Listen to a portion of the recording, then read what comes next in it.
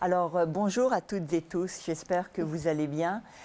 Bonjour à notre invitée d'emblée, Cynthia Philippe, que je vais avoir le plaisir de vous présenter dans quelques secondes.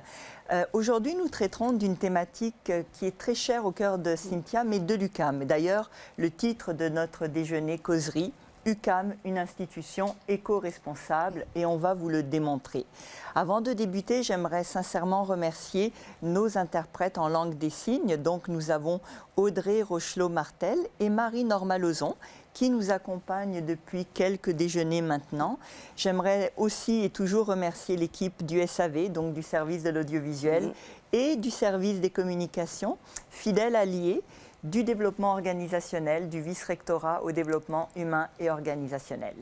Donc nous aborderons aujourd'hui 3 grands blocs, des blocs importants, et nous vous montrerons d'une certaine manière pourquoi.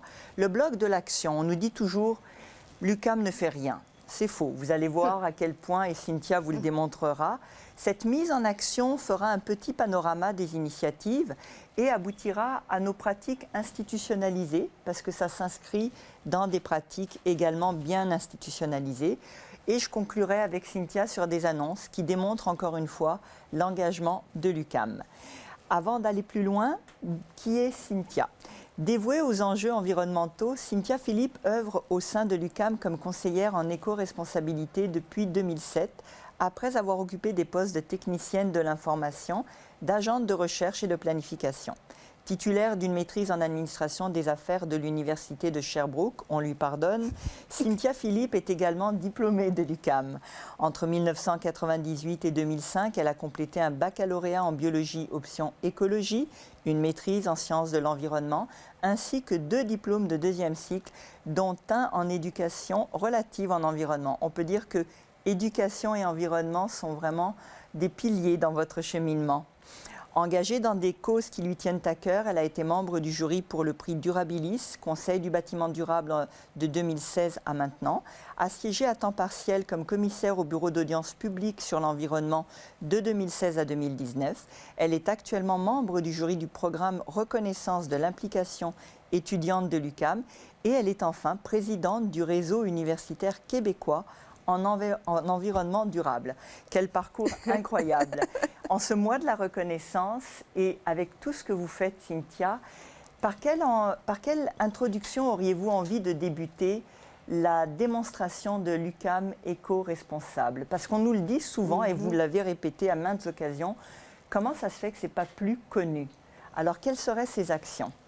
Alors, il y en a une panoplie, Magda. Alors, je pourrais vous dire, entre autres, concentrons-nous sur le complexe scientifique, ce microcosme, en quelque sorte, où ce qu'on retrouve une micro-forêt, une mini-forêt qui était à l'origine un stationnement à ciel ouvert. Et ça, on l'oublie.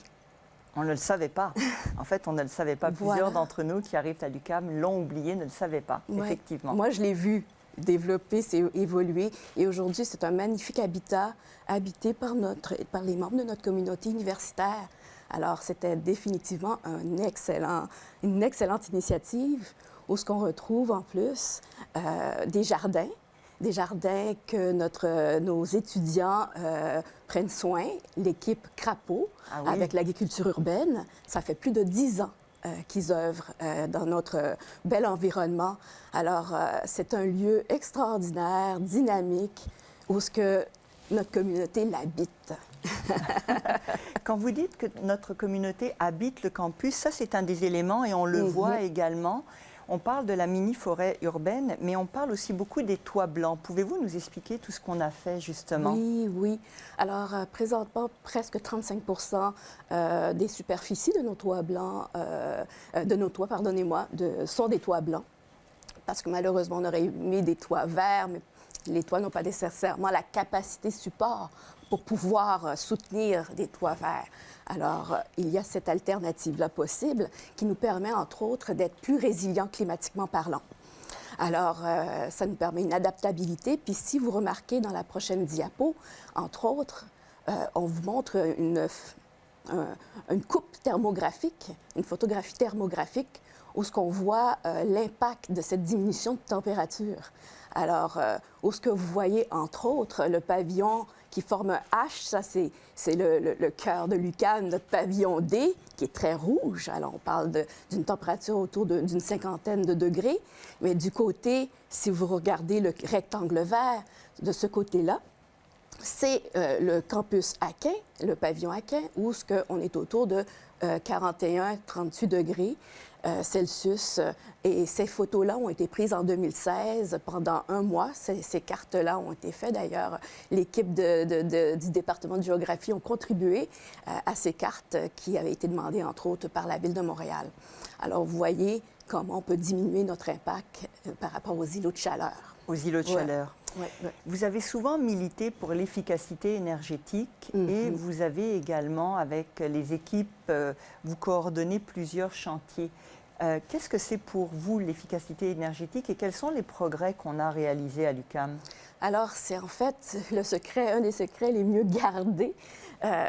On parle d'une diminution de 35 des gaz à effet de serre. Ce n'est pas rien. Les équipes des immeubles, les équipes des projets immobiliers œuvrent à réaliser des projets qui nous permettent de faire des avancées dans cette direction-là.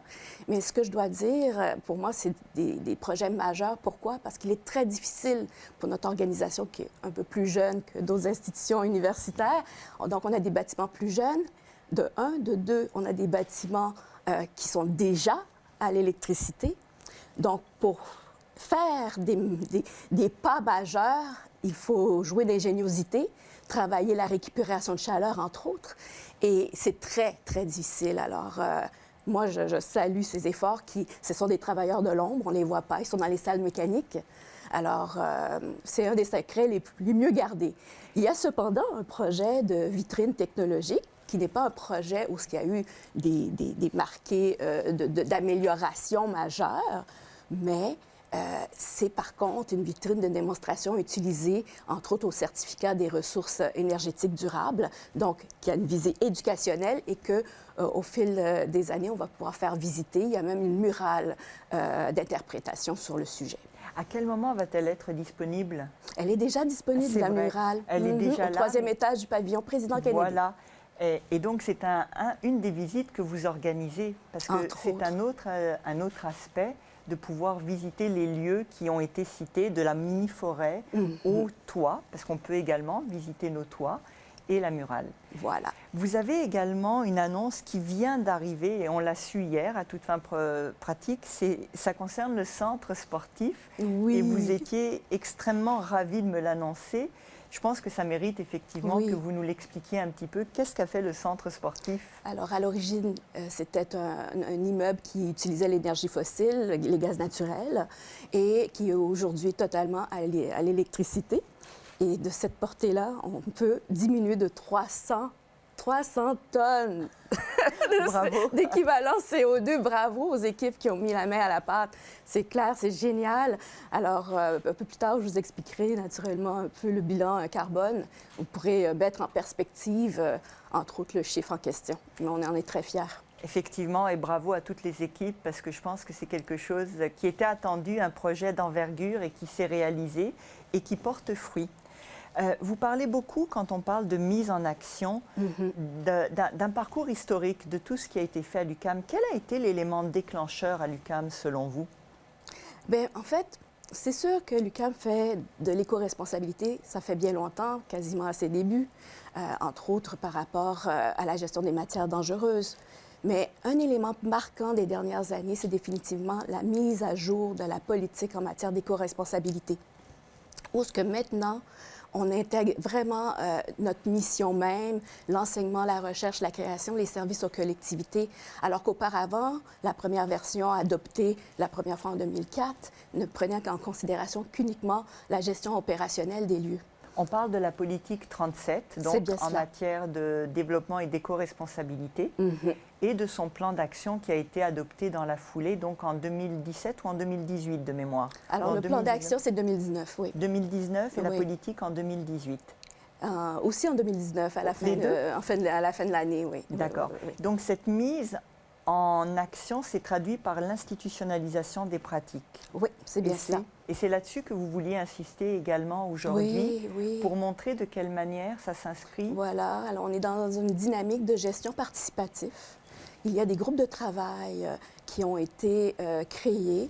Ils sont en lien spécifiquement sur des grands enjeux, ainsi que des constituantes de la mission même de l'université. Donc, on retrouve bien sûr la carboneutralité. Il y a 8 groupes de travail en éco-responsabilité présentement. Et donc, on retrouve entre autres carboneutralité, la recherche, curriculum. On a un qui est un petit peu plus hétéroclite, mieux-être, diversité, formation et abordabilité. Une équipe très dynamique. Et on a aussi tout ce qui a trait à la gestion des matières résiduelles et des eaux, et puis aussi la consommation, l'approvisionnement responsable de nos activités. Alors, et on retrouve dans ces groupes-là une composition autant de la partie, bien sûr, administrative qui sont dans les opérations, mais aussi l'expertise professorale, les étudiants qui étudient dans ces domaines-là, qui ont déposé leur candidature pour en faire partie, et surtout des éco-ambassadeurs, des employés engagés, des personnes employées engagées qui ont aussi une certaine expertise lorsqu'ils se joignent à ces groupes-là. Alors, non, c'est c'est une nouvelle façon de fonctionner et on adore. Et génial. ça, c'est un des éléments quand on a préparé l'ensemble de cette discussion. L'élément des éco-ambassadeurs et des éco-ambassadrices vous tenait beaucoup à cœur et vous souhaitiez vraiment développer davantage sur la nécessaire implication, l'engagement de toutes les personnes. Depuis quand ce réseau existe-t-il? Il existe depuis 2009. Et aujourd'hui, il y a plus de 100 membres. Alors, c'est un réseau où on retrouve autant des gens qui, dans leur rôle, sont plus des agents de liaison. D'autres, c'est plus des agents proactifs et dans d'autres cas, c'est des agents de changement majeur. Ils œuvrent autant au sein de leur unité organisationnelle que collectivement. Alors, comme exemple collectif, lors des événements majeurs de l'UQAM, des fêtes de la rentrée, etc., on les retrouve souvent en mode sensibilisation-éducation auprès de la communauté universitaire pour les aider à poser le bon geste près de la station de récupération multimatière, ou bien dans d'autres cas où par mode de sondage, valident les transports utilisés par ces équipes-là qui viennent aux événements et qui leur permettent, bien sûr, de faire tout le calcul permettant de faire la compensation de gaz à effet de serre.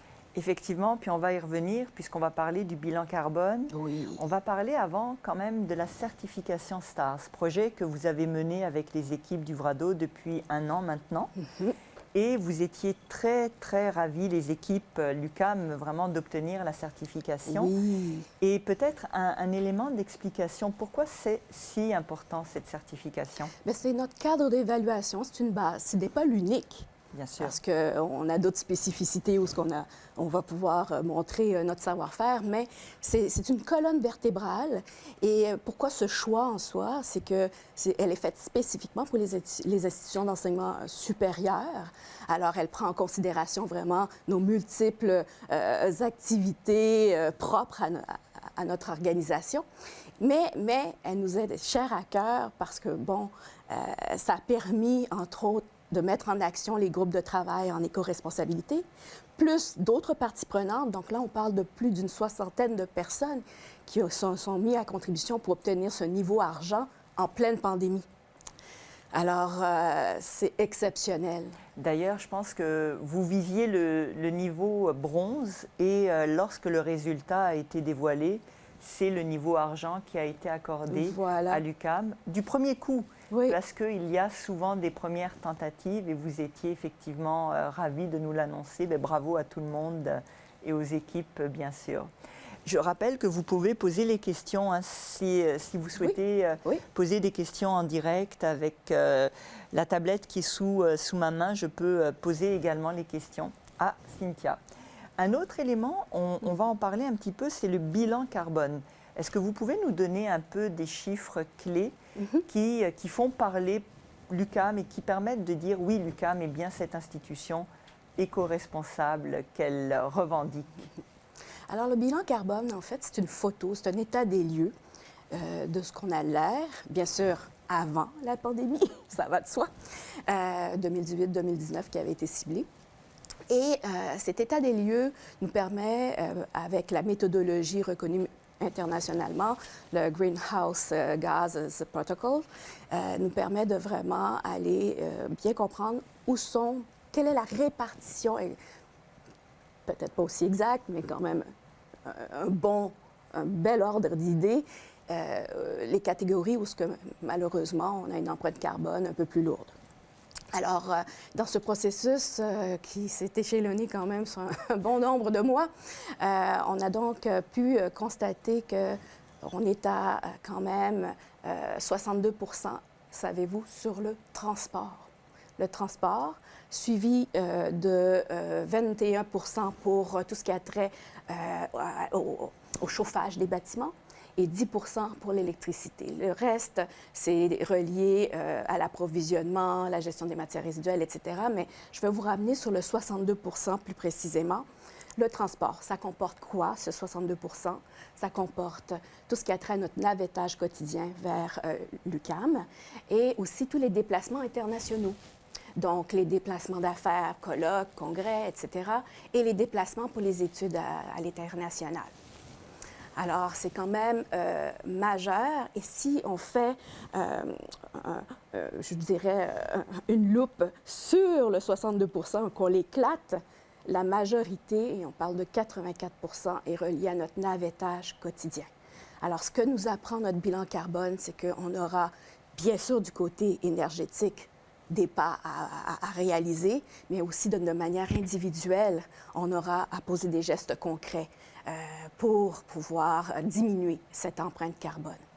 On y reviendra justement, ça va être un des grands projets sur lesquels on travaille depuis maintenant quelques mois, mais qui va devoir s'accélérer, puisque l'UQAM a signé pour une déclaration sur la carboneutralité. Voilà. Et donc on aura des efforts tant individuels que collectifs, effectivement. Je vais prendre une série de questions qui viennent d'apparaître, donc j'aurais dû le dire en introduction, vous pouvez poser vos questions en tout temps, n'hésitez pas. Est-ce que tous les campus, donc tous les bâtiments, sont égaux ou équivalents face à cette responsabilité écologique? Je présume qu'on parle uniquement du campus UQAM ou des deux campus Est-Ouest. Alors, est-ce qu'il y a des différences ou finalement on est pas mal au même endroit? À ce point, on n'a pas discriminé à ce point la répartition des GES produites. Entre autres, je vous donne un exemple. Pourquoi? Parce qu'on a deux compteurs majeurs à l'UQAM. Pas chaque bâtiment a un compteur électrique, par exemple. Alors, je ne peux pas répondre aussi spécifiquement. On compte pour l'ensemble du campus et pour l'ensemble du parc immobilier, finalement. Oui. Comment on devient éco-ambassadrice ou éco-ambassadeur? Alors, j'invite tout simplement la communauté à aller sur notre site Internet, écoresponsable.uqam.ca. Il y a une section, bien sûr, sur les éco-ambassadeurs, ambassadrices, sur le réseau. Vous cliquez là et vous allez trouver toutes les étapes. C'est très, très simple, en fait. Il s'agit de le vouloir en premier et puis d'embarquer votre unité organisationnelle. Pour les étudiants, c'est plus simple puisqu'ils ne relèvent pas nécessairement d'une unité. Eux autres, il s'agit de s'inscrire et puis de se joindre à nous. On a des plans de formation pour eux. Dernièrement, on faisait une formation sur la sobriété numérique. Alors, d'ailleurs, ce vendredi, on va vous demander votre aide, votre concours par rapport à ça. Très bien. Donc, on reviendra sur le site web à la fin. On va l'afficher pour que tout le monde ait les informations. Une question fort d'intérêt qu'on m'a posée depuis le début de la pandémie. Les masques, comment on les recycle, les masques? Oui! Mais quelle complexité! Quelle complexité! Ça, je peux vous dire. Tout un enjeu. Juste pour vous dire, on ne les a pas jetés. On les a accumulés au début parce qu'on cherchait une entreprise qui vraiment allait en faire un produit réel, utile. Donc, on passe avec une compagnie qui s'appelle... voyons, pardonnez-moi, j'ai oublié le nom. C'est pas grave. Multirecycle, pardonnez-moi. C'est trop concentré. Multirecycle. Et Multirecycle a un partenaire dans la région de Drummondville avec qui ils prennent ces masques-là, créent des petites perles, donc les font fondre. Par contre, les élastiques, pour l'instant, ils les accumulent, ils n'ont pas encore trouvé d'avenue. La barrette est fondue, elle est principalement en métal. Il y en a aussi en plastique. Donc, tout ça est fondu pour pouvoir créer d'autres matières, comme par exemple, d'autres produits, je veux dire, comme par exemple des étagères, des bancs de parc, etc. Donc, ça n'a pas été facile. Et on a dû être très, très, très vigilants sur ce choix. Il y avait d'autres avenues aussi, eux autres, qui faisaient affaire avec des compagnies du côté de Magog, mais Multirécyc nous est apparue plus intéressante pour le besoin que nous avions. Et ça a été dès la première heure, dès qu'on a imposé les masques, tout de suite la question « que fait-on pour les recycler ?» venait avec. C'était un choix déjà éco-responsable en amont, même si ça ne le paraît pas trop, étant donné qu'il y a beaucoup de masques, on en convient. Une question fort intéressante. Concernant l'UQAM, comment pensez-vous que chaque étudiante et étudiant, professeur et professeur, peuvent contribuer personnellement et collectivement à cette démarche éco-responsable? Je pose cette question car personnellement, je voudrais participer ardemment et efficacement à cette démarche qui est indispensable pour une vie harmonieuse, verte et durable. Cynthia, que peut-on conseiller? Alors, bien sûr, il y a bien sûr le réseau des éco-ambassadeurs, mais également, du côté académique, essayer de voir, à faire en sorte que vous intégrez dans, je ne sais pas si vous êtes professeur ou étudiant, le sais-tu, tu sais pas? Je ne sais pas. Alors, du côté académique, de manière générale, si à l'intérieur des activités que vous avez, vous pouvez, entre autres, dans votre enseignement, est-ce qu'il est possible d'intégrer une leçon? Est-ce que ça dépend, hein, parce que ça dépend de la matière, c'est pas évident, mais il y a toujours peut-être moyen de faire en sorte. Et si ce n'est pas dans la notion enseignée, ça peut être aussi dans les gestes que vous posez à l'intérieur de votre enseignement, ou ce que vous posez les gestes pertinents, éco-responsables, sains et justes. Alors ça aussi en étant des modèles. Maintenant, du côté étudiant, bien sûr aussi le réseau des éco-ambassadeurs, c'est un volet, mais vous pouvez, dans votre quotidien, sur le site éco-responsable, vous retrouvez des outils, autant sur la mobilité durable, sur tout ce qui a trait à la gestion des matières résiduelles, les bons gestes à poser, qui va pouvoir vous guider, vous aider à prendre en main cet engagement éthique. Voilà. Merci. On a parlé rapidement de la carboneutralité. Dans notre cas, nous l'avons signée pour 2040. Oui. C'est demain matin, 2040. Il nous reste très peu de temps. Comment on se compare avec les autres universités quand on se compare? Parce que c'est un peu un des enjeux qui est assez difficile à cet égard-là, vous me disiez. Tout à fait, Magda. En fait, je vous dirais qu'on est dans la moyenne.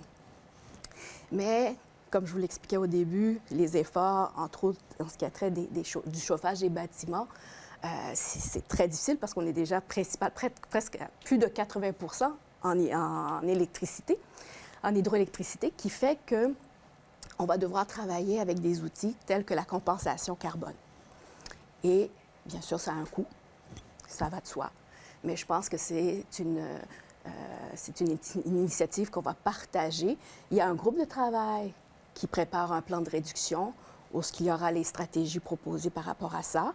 Mais une chose est certaine, elle sera partagée. Hein? Il y aura un coût, effectivement, et vous m'en avez déjà parlé, j'ai bien entendu. Donc, on ira vers une forme de compensation compte tenu du fait que l'UQAM est, comme Madame Cynthia Philippe vient de l'expliquer, on ne peut pas aller au-delà d'une certaine réduction puisqu'on est déjà passablement avancé en hydroélectricité. Voilà. Un des éléments qui concerne le navettage, et la question est technique, est-ce que cela veut dire que les trajets domicile, travail, université sont réalisés en voiture? En fait, on compte environ 11 % de notre population qui est en voiture. Le sont-ils en solo? Ça, c'est dans un autre sondage, enquête, qu'on va pouvoir mieux l'identifier. Je suppose que oui, une portion, c'est certain. Mais oui, il y en a une partie. Vous savez, on a quand même une population qui sont dans des secteurs excentriques, qui sont moins desservis par les transports en commun. Donc, il est certain que ça fait partie de la réalité de certains de nos membres. Voilà. D'accord. Et comment l'UQAM peut-elle encourager sa communauté à diminuer les gaz à effet de serre associés au transport? On reste dans la problématique du transport. Que peut-on faire de plus? Alors, entre autres, il est possible maintenant de faire du télétravail, entre autres. C'est une option possible pour diminuer effectivement notre empreinte. Ceux qui sont déjà du côté, malheureusement, des véhicules à essence, bien, de peut-être revoir l'offre qui existe dans leur secteur, d'aller voir. D'ailleurs, dans notre site Internet, on a un guide sur la mobilité durable, un arbre décisionnel en ce sens, où on a toutes les ressources pour bien comprendre les offres de transport collectif dans notre secteur. Peut-être que c'est parce que c'est inconnu, peut-être. Alors, ce sont des options pour aider en ce sens.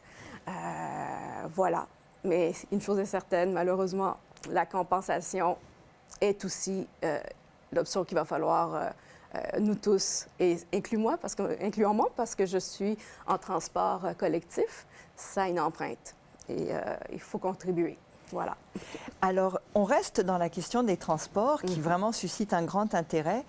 Et on nous demande comment est-ce qu'on va envisager la réduction des émissions de l'UQAM en matière de transport, car le campus est très bien desservi, il est vrai, certes, par les transports en commun.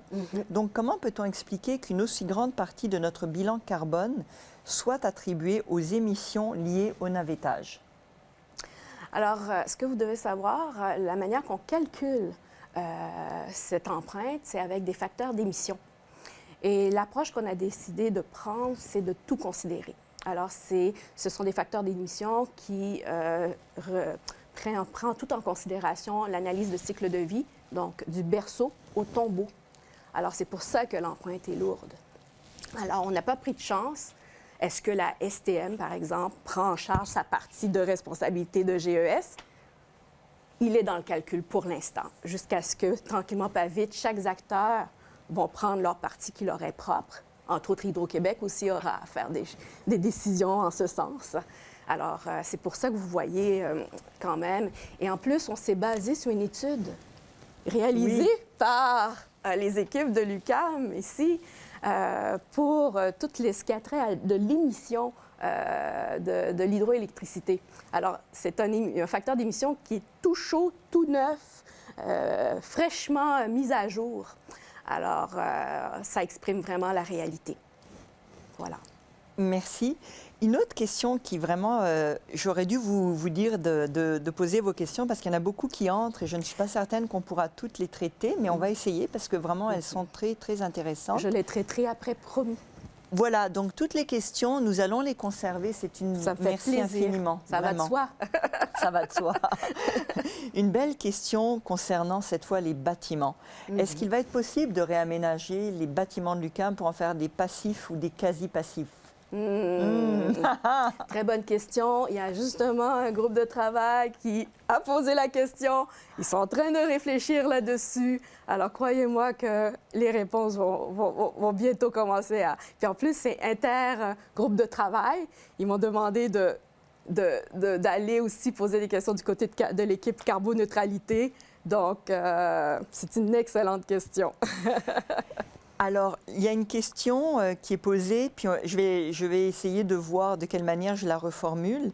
Mais devant l'urgence, comment l'UQAM doit-elle réagir pour atteindre ses cibles et limiter de 1,5 degré l'ensemble de son parc ou de son efficacité énergétique? Oui. Cette urgence d'agir, comment on va la matérialiser en action, Cynthia? Donc, très certainement, c'est entre les mains, entre autres, des groupes de travail en matière d'éco-responsabilité qui vont amener des plans qui vont nous guider en ce sens, dont, entre autres, l'équipe qui travaille sur la carboneutralité. Eux autres vont nous emmener vraiment les bonnes stratégies pour pouvoir s'enligner vers cet objectif. Nous, on l'espère, nous autres, pour 2040. Est-ce que ça pourrait être avant? Ça serait peut-être trop irréaliste, peut-être, mais bon, il y a des avancées technologiques, entre autres. Alors, c'est vraiment les groupes de travail qui ont ça en main et qui vont nous arriver avec des stratégies pour pouvoir... Je ne veux pas répondre pour eux, entre autres. Et ça, c'était notre souhait, de le faire de manière très participative. Depuis le début, nous avons installé tous les groupes de travail pour qu'ils puissent avoir leur marge d'autonomie et qu'ils puissent recommander notamment à la direction, mais pas seulement à la direction. On nous dit toujours que c'est à la direction, mais le message qu'on veut faire passer, vous et moi, aujourd'hui, c'est que c'est un choix et individuel et collectif. Et que ça ne peut pas se résumer uniquement à une forme de direction ou une autre, mais à un choix collectif que nous embrassons à tout moment. À tout moment. Jérémie, pardonnez-moi de poser la question directement et de vous citer, mais vous dites, et c'est une vraie question en lien avec ce qu'on vient de dire, comment on peut inciter les personnes individuelles, justement, chacun et chacune, à utiliser les transports actifs, vélo, marche, pour venir à l'UQAM? Oui, très, très bonne question. Très certainement en offrant le service qui accompagne, donc plus de support, des services parallèles, les casiers, les accès aux douches, etc. Présentement, c'est sûr qu'avec tous les travaux qu'on a sur notre territoire, il est difficile de pouvoir maintenir. Pour l'instant, mais je n'ai nul doute qu'on va revenir à un niveau adéquat, entre autres, pour pouvoir mieux soutenir nos cyclistes, c'est certain. Et on a d'ailleurs des initiatives. On a dans les locaux de l'UQAM au PK, dans le pavillon Président Kennedy, je pense qu'on a l'organisme qui répare les vélos. On a BECAM. BECAM est là, on les a hébergés. Un atelier communautaire où on apprend à entretenir et réparer les vélos par nous-mêmes. Alors, c'est une équipe, ça fait une bonne dizaine d'années qu'ils sont à l'UQAM et qui font des activités avec la communauté pour leur apprendre à s'autonomiser, à mieux, bien sûr, s'occuper de leur vélo. Alors, oui, BECAM, je les avais oubliés, j'ai honte, un élément clé dans cette démarche pour les cyclistes. Oui. Alors, on a quelqu'un qui vous dit bravo, Cynthia, pour toutes les initiatives que vous avez prises en faveur de l'éco-responsabilité dans notre communauté, mais j'ai la nette impression que vous ne jouez pas suffisamment le rôle de conseillère auprès des responsables de l'UQAM. Oh! Et moi. Alors que le monde entier se plaint du réchauffement climatique, l'UQAM brille par la construction de nouveaux bâtiments au lieu de multiplier les arbres et les fleurs afin de résorber le carbone et contribuer sensiblement à réduire sa concentration dans l'oxygène. Qu'en dites-vous? Bon, il est certain que c'est vrai Mais en même temps, le bâtiment en question, c'est sûrement du pavillon C que la personne parle, peut-être. Je ne sais pas. Je ne sais pas. Une hypothèse. Il semblait que... En tout cas, moi, c'est la construction que je suis au courant. Le reste, c'est des travaux de rénovation parce que nos bâtiments avaient besoin de travaux. Mais selon moi, j'en vois pas d'autres. Alors, oui, c'est une vision des choses. Il paraîtrait qu'il y avait un besoin au moment où la décision a été prise. Donc, c'est une rénovation majeure du bâtiment en question. Ce n'est donc pas un nouveau bâtiment qu'on est venu inscrire dans notre parc immobilier. Il existait déjà. Je sais qu'il y avait des possibilités de toit vert, entre autres. De ce que je comprends, c'est la structure qui ne le permettait pas, quelque chose comme ça. Mais il est certain que c'est mieux, effectivement, d'aller dans le verdissement. Ça va de soi. C'est ce qu'on essaie. Je sais que les équipes l'équipe des projets immobiliers travaillent en ce sens, autant intérieur qu'extérieur. Ils essaient de regarder des options présentement. Mais bon, le bâtiment était déjà là. Bien sûr. C'est vrai qu'on aurait pu le mettre à terre et faire un parc. Il aurait fallu demander, peut-être. L'académique aurait peut-être réagi un peu vertement, mais pour rassurer la personne qui pose une telle question, je pense que vous avez compris que tout se fait main dans la main à l'UQAM. C'est-à-dire que Cynthia, ses équipes travaillent avec...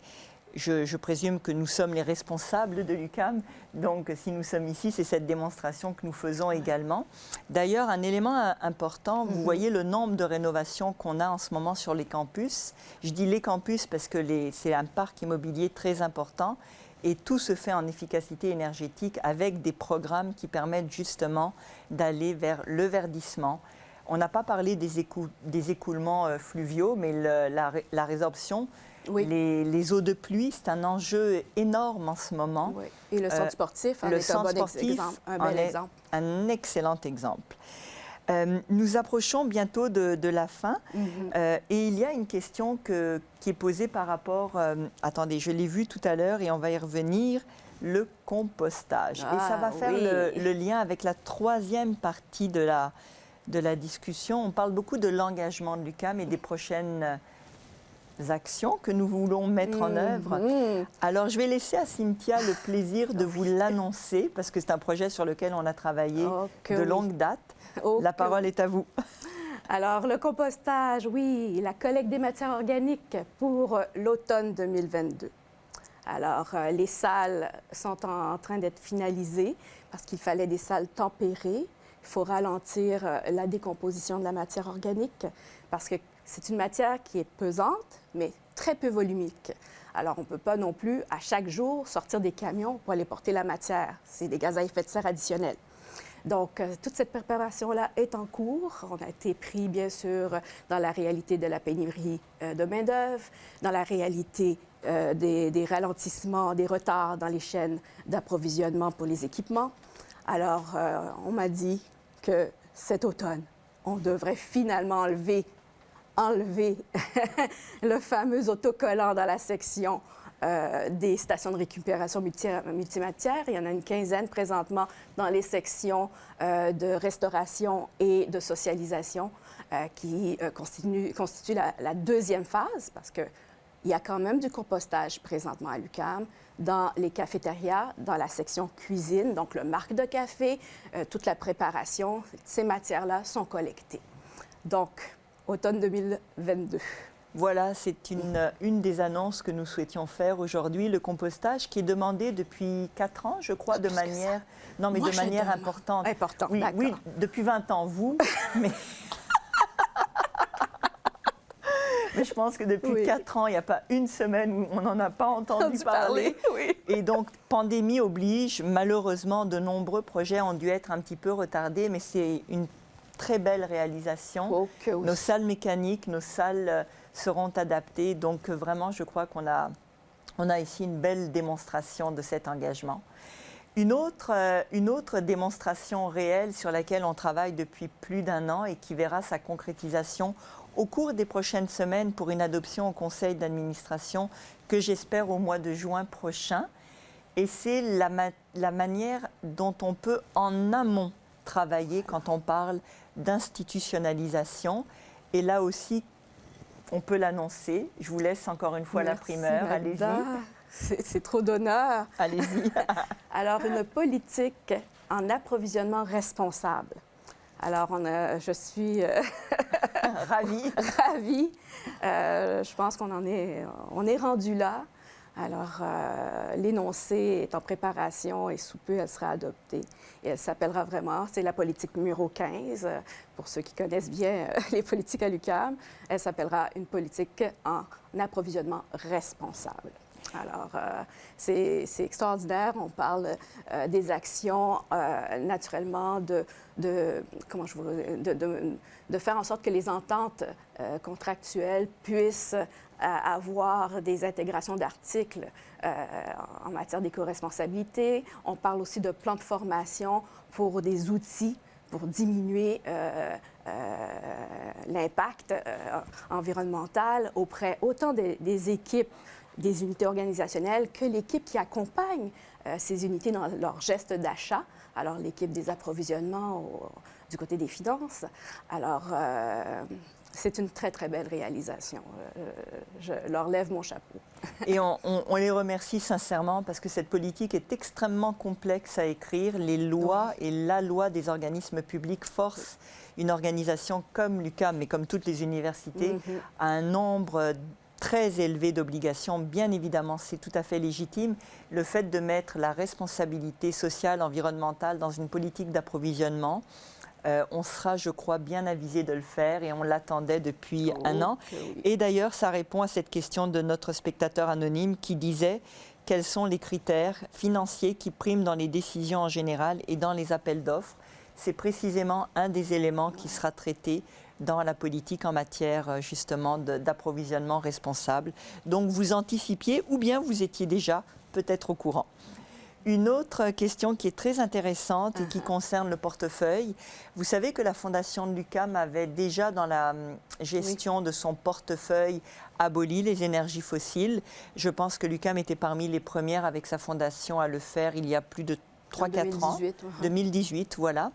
Et vous dites, est-ce que le RUC va faire la même chose, donc le régime de retraite de toutes les UQ, puisque ce régime de retraite est de toutes les UQ. Mais écoutez, vous avez, et nous avons, puisque c'est un comité paritaire, le RUC, des représentants. Je présume qu'il s'agit d'un collègue qui connaît bien ça, qui pose la question. Donc, on a des représentants, tant, comme je viens de le mentionner, du côté des directions, mais aussi du côté des syndicats.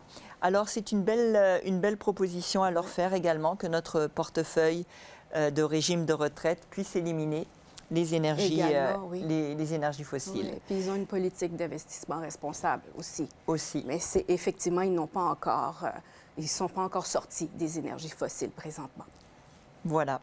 Est-ce que l'approvisionnement, je reviens à l'approvisionnement responsable, veut automatiquement dire de proximité? Alors écoutez, il faudrait poser la question au service des entreprises auxiliaires, mais je peux vous dire qu'on a décrété, il y a quelque temps déjà, les politiques d'achat local. Alors nous achetons majoritairement, effectivement, sur le marché local. Et d'ailleurs, nous avons également embrassé la campagne du Québec qui était acheter local, acheter bleu, aliments produits localement. Les cafétérias du CAM le font déjà. Alors oui, c'est quelque chose que nous mettons d'ores et déjà en œuvre. Le temps achève. Cynthia, qu'est-ce que vous pourriez nous dire pour conclure cette discussion au terme d'une démonstration que j'espère avoir été intéressante pour l'éco-responsabilité? Bien, je dirais... Je vais terminer avec un proverbe haïtien. Hein? Oui. Qu'est-ce que tu en penses? Bonne idée. Qu'est-ce que vous en pensez? Désolée, on peut se tutoyer. Excusez-moi. Non, il n'y a aucun enjeu. Mais en pile, charge pas loup. Alors, à plusieurs, la charge devient moins lourde lorsqu'on est plusieurs pour pouvoir la soutenir et faire en sorte qu'on change les choses. Donc, chaque petit geste compte. Voilà. Merci. Alors écoutez, je vous invite à aller vraiment sur le site. Peut-être qu'on peut afficher pendant quelques secondes le site. Et vous avez souhaité qu'on garde cette citation qui disait, et qui dit toujours d'ailleurs, « Agissez comme s'il était impossible d'échouer ». Donc vous verrez qu'elle est de Churchill. Et vous l'aimiez beaucoup, alors nous l'avons laissée. Oh, merci. Et elle traduit également le proverbe haïtien que vous venez de mentionner. Alors à toutes et tous, j'espère que vous aurez apprécié, j'espère qu'on vous aura démontré l'intérêt que nous y mettons, mais la nécessaire implication. L'urgence est là, tous les actes sont importants et il n'y a pas de petits gestes, tous les gestes comptent. Pour ma part, j'aimerais demander à toutes les personnes qui fréquentent l'UQAM d'éteindre la lumière dans leur bureau, s'il vous plaît. Quand vous n'en avez pas besoin, c'est déjà un geste. Nous, on le fait au rectorat tous les jours, 20 fois par jour, et d'éteindre systématiquement les machines quand il ne s'agit pas de serveurs. C'est aussi des gestes auxquels nous pensons quotidiennement. J'espère également vous retrouver l'automne prochain, puisque c'est le dernier Déjeuner-Causerie qui conclura la session de l'hiver 22. Au plaisir de vous retrouver sur le campus à toutes et tous. Au revoir.